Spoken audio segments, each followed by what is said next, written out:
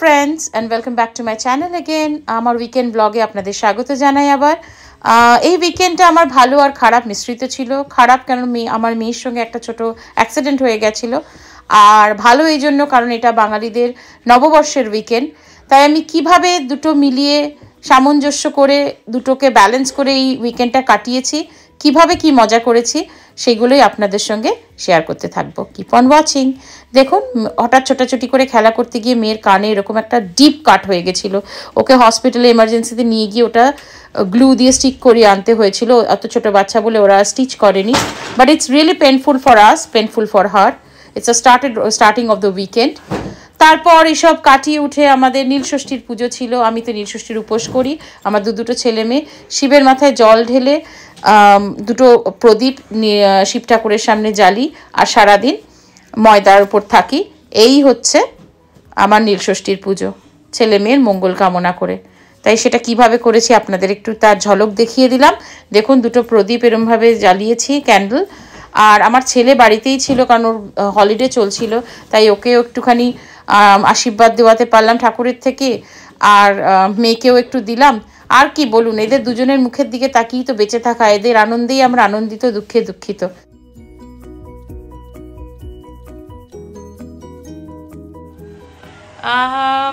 আজকে নীলষষ্ঠীর উপোস।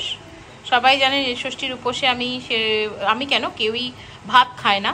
তো শিবের মাথায় জল ঢেলে আজ বানিয়ে নিলাম নিজের জন্য লুচি, বেগুন ভাজা আর ছোলার ডাল। যে কোনো বাঙালির কাছে এটা অসাধারণ একটা কম্বিনেশন, মিষ্টি মিষ্টি করে ছোলার ডাল আর বেগুন ভাজা, তার সঙ্গে ধোকার ডালনা, আর পাতের শেষে মুখ মিষ্টি করার জন্য একটু রেখেছি চমচম।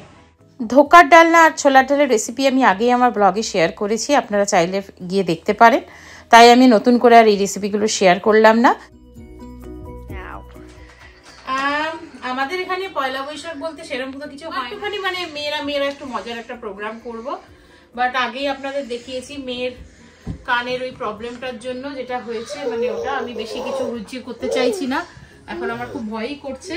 বাট নতুন জামা কাপড় তো বানতা হে, সেই জন্য একটা দুটো জিনিস ছেলে মেয়েদের জন্য এর জন্য কিনেছি, সেটা আপনাদের সঙ্গে শেয়ার করছি। প্রথমেই দেখুন, আমি প্রাইমার্ক থেকেই সব শপিং করেছি, কারণ পয়লা বৈশাখে টুকটাক জিনিস need to go to big things. এটা একটা ওর এরকম ট্রাউজার, বাইরে আজকাল খেলতে যায়, এখন যা হালকা ঠান্ডা তাতে এরকম ট্রাউজারের খুব দরকার, সোয়েটার বা শার্টের একটা ট্রাউজার। এটা পয়লা বৈশাখে ওর মামা মামি রেনিকে বলছি, রোজকে দিয়েছে। তো হ্যাঁ, এই জামাটা ওকে কালকে পরাবো, একবার তো পরাবোই, কালকে কোথাও বাইরে যাই না যাই। এটা একটা বিউটিফুল জাম্পার ফর শান। শানের সব জাম্পার ছোট হয়ে গেছে, so I thought of buying a new jumper. কালারটা খুব সুন্দর, ওর গায়ে ভালো লাগে রংটা। তুমি কি নিয়ে খেলছো? সানগ্লাস নিয়ে খেলছে। ভগবান, আমার ছেলের অদ্ভুত অদ্ভুত রং ওর ফেভারিট, অরেঞ্জ ওর ফেভারিট কালার। সো একটা ঘরে পরার মতো টি শার্ট, বাচ্চাদের জন্যই তো কেনা। মেয়ের জন্য আমি কিনলাম, মানে আমাদের তরফ থেকে দুটো প্যান্ট, কেননা এইগুলো ওর হাফ প্যান্ট গুলো এখন খুব ওকে আরাম দেয়, ওর ভীষণ গরম ওর ভেতরে। আচ্ছা, আমার এরকম সাধারণ এরকম একটা T shirt V neck, and এটা এখন খুব চলছে, baggy short T shirt. It looks very cool with jeans. আমি এতটাও মোটা না, মানে এই জিনিসগুলো এরকম ঢিলে ঢালা পরে আর কি। So yeah, that is cozy. 2, very good. Now say 3. এটা হচ্ছে অনির্বাণের জন্য, বিউটিফুল না? দেখুন সুন্দর টি শার্টটা, ও বেচারা পরবে না হয়, তার উপর আবার পয়লা বৈশাখের দিন লাকিলি এই মানুষটার ছুটি। এই টি শার্টটা শানকে ওর মামা মামি গিফট করেছে। সো দু তরফ থেকেই জিনিসপত্র আমার বাচ্চারা পেয়েছে। এক্সট্রা এডিশনে ওর মামা মামির তরফ থেকে জুতোটাও আছে। Beautiful. Shopping for Poila Baishakh, basically summer clothes, যেগুলো ওদের ছোট হয়ে গেছে বা দরকার ছিল, পয়লা বৈশাখের নাম দিয়ে কাজ হয়ে গেল। নব আনন্দে জাগো আজ এই পূর্ণ প্রভাতে, সব জ্বালা যন্ত্রণা যাক মুছে, আসুক এক নতুন ভোর এই জগতে। এই শুভকামনা দিয়ে শুরু করছি আজ শুভ নববর্ষের সকাল। আর সকালটাকে একটু স্পেশাল করার জন্য বানিয়ে ফেললাম ফুলকো ফুলকো লুচি আর আলুর তরকারি। জমে গেল সকালের জল খাবার। এরপর আবার মজাদার লাঞ্চের তৈরি। ডাল আর 3 রকম ভাজা তো বানিয়েই ফেলেছি। আপনাদের সঙ্গে সাধারণ একটা পাঁঠার মাংসের রেসিপি শেয়ার করে ফেলি।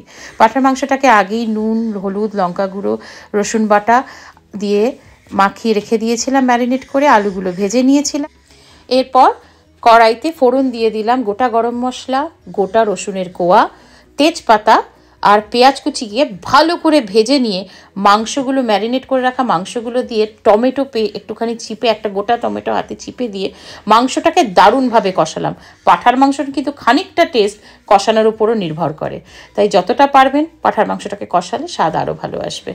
ভালো করে কষানোর পর আমি আগেই কেটলিতে জল গরম করে রেখে দিয়েছি, সেই গরম জলটা আমি ঢেলে দিলাম। কারণ মাংসটাকে আগে আমি ঢাকনা দিয়ে ভালো করে সিটি দেবো, কারণ এখানের মাংস একটু বেশি সিটি লাগে। ভালো করে সিটি দিয়ে তারপর কয়েকটা সিটি দেওয়ার পর তারপর আলু দিয়ে আবার 2টো সিটি দিয়ে গরম মশলা দিয়ে ঢেকে দেবো।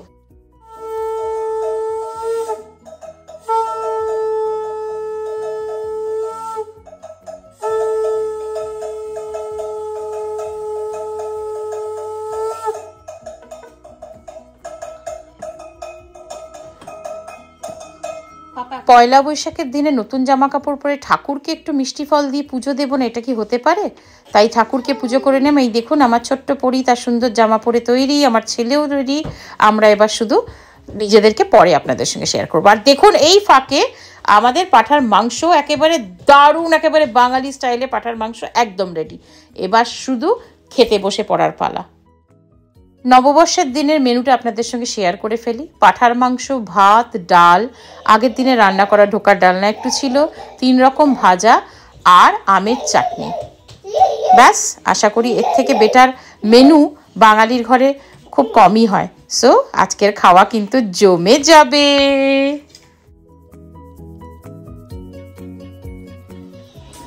আমাদের সপরিবারের লাঞ্চ শুরু হয়ে গেছে। আজকে নববর্ষের দিন, এটাই মেন আনন্দের ব্যাপার যে আমরা সব একসাথে বসে খাচ্ছি। বাস আর দেবো না তোমাকে। হ্যাঁ, আজকে এইটুকুনি মনে আনন্দ যে আজকে বছরকার দিনে, বাঙালি নববর্ষের দিনে আমরা 4 জন একসাথে ছিলাম, একটু আনন্দ করেছি। এরপর বেরিয়ে পড়লাম বিকেলবেলা।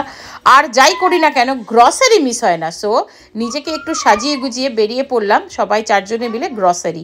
প্রথম অ্যাসডা, তারপর কোয়ালিটিতে এশিয়ান শপ, তারপর একটু টুকটাক জামা কাপড়ের দোকানেও ঢু মারলাম। এইসব করাটা মাস্ট, বুঝেছেন?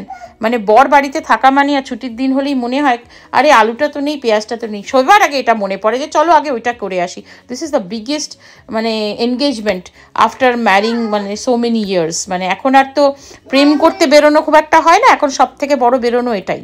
আর দেখুন বাড়িতে ফেরার পর আমরা ইন্ডিয়ান কুরকুরে লেস পেয়েছিলাম। আর এই পুচকিটাকে দেখুন, সবে 1.5 বছর বয়স, কীভাবে বসে বসে কুরকুরে খাচ্ছে। ঝাল লাগছে কিন্তু খেয়ে যাচ্ছে। ভগবান, এই জেনারেশনের যে খাবার দাবার কি অবস্থা হয়েছে। আমরা তো ছোটোবেলায় ঝালে মরে যেতাম কিছু মুখে দিলে। যাক বাবা, ভালো থাকলেই ভালো।